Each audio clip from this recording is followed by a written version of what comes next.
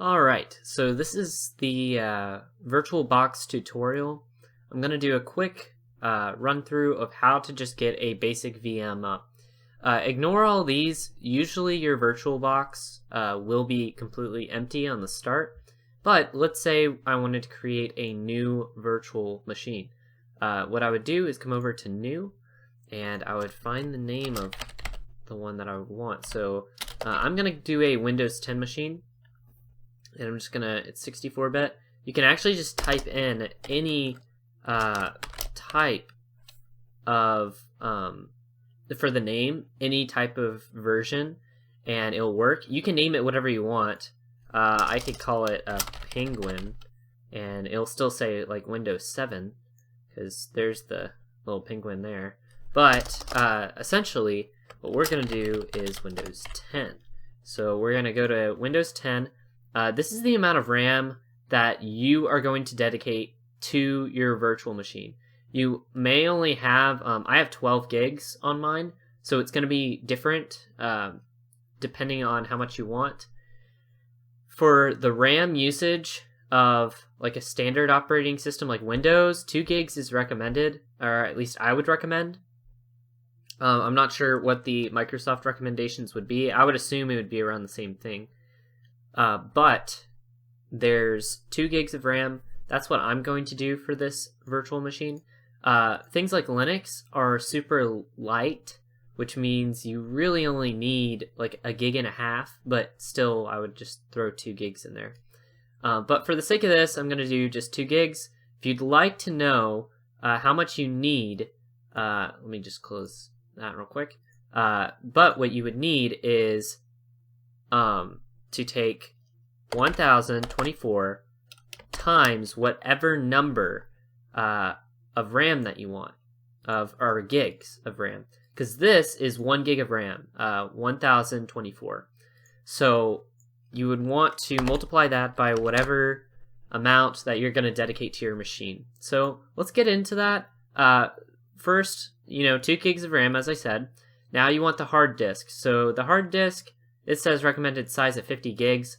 I'm probably going to delete that afterwards, but it will be 50 gigs.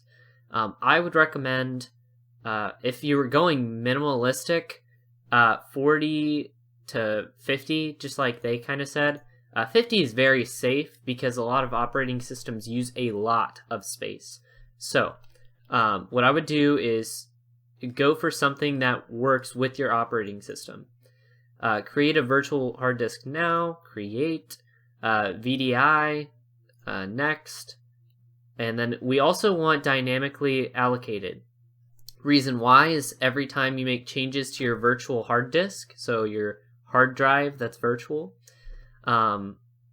it starts to fill up space. For a fixed size, it immediately takes actual space from your computer. I would just use this so it progressively adds more. Okay, so for this one, we're going to do 50 gigs, and there's the spot that it's going to save in, and we're going to create it. So now we have our little virtual machine. What we want to do now is to have an ISO preset. If you don't have an ISO preset, this is going to make things a little bit more difficult, but you would have to go to Windows and download that. So make sure that you have some sort of ISO file, or you have I don't remember what Ubuntu uses for theirs. It may be an ISO as well, I'm just not thinking at the moment. But for this tutorial, we're just going to get the image file of an ISO. So, for example, what we're going to do is throw this windows.iso. I already have one. Let's say you needed to find one.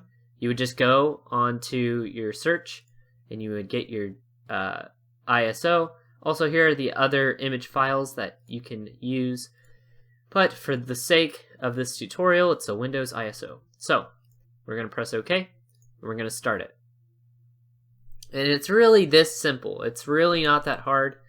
See, now it's going to say select startup disk, but what's funny is it usually already has ISOs. So, and then you would be able to start it, and now watch the magic happen. So, as you can see, we already have Windows coming up, but here's the issue. If you start to have crashing issues, I can't really help you there. There's a lot of different things that could cause that. Maybe your computer can't run it. This goes for Mac as well, Mac and Windows, and Linux, I suppose. I'm not really sure if it actually works on Linux, but these are the actual... this is all important. This stuff will help you out in getting your virtual machine set up. But there are online forums that you can look at, and a lot of the times if you just find the error that pops up after the crash, it'll tell you what the issue is. A lot of the times it's allocating too much RAM, which is harmful to your machine, because your machine's like, wait, hold up, I'm not going to be able to run all of these. I can't run 2 operating systems. So it's kind of hard to run virtual machines without up to 8 gigs of RAM. If you don't have 8 gigs of RAM, I recommend that you could probably buy it. If you had a Windows computer, you can buy RAM, upgrade it easily.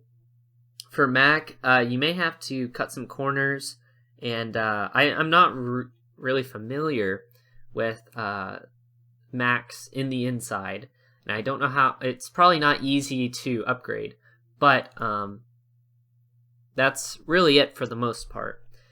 So you would just go through the Windows install, which is pretty straightforward. If I just pressed install now, it starts the setup and everything starts running. So this is basically your VirtualBox tutorial.